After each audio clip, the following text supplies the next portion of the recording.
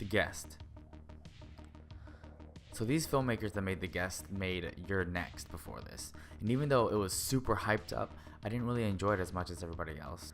The Guest is more successful at pulling off the half serious, half ridiculous tone, but still doesn't really add substance. So, 10-second summary.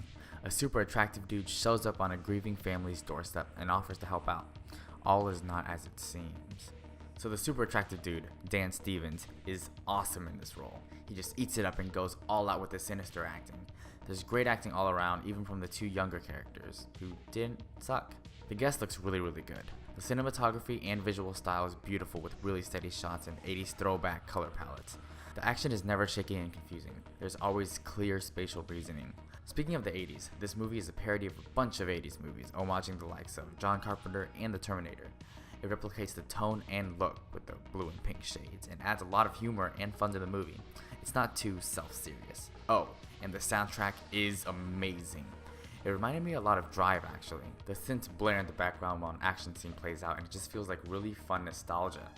The third act of the movie completely shifts tonally and it goes all out on the cheesy action. The pacing up to that point was slow and brooding, but 30 minutes before the end, it's just balls to the walls. I kinda liked the transition, but mostly because I appreciated the filmmaker's audacity to just completely change their movie.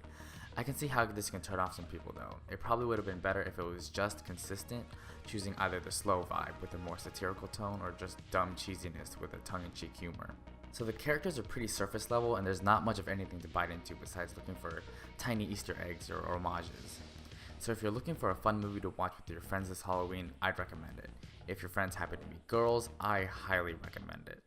It's hilarious and bloody fun. I'm giving this a 7 out of 10.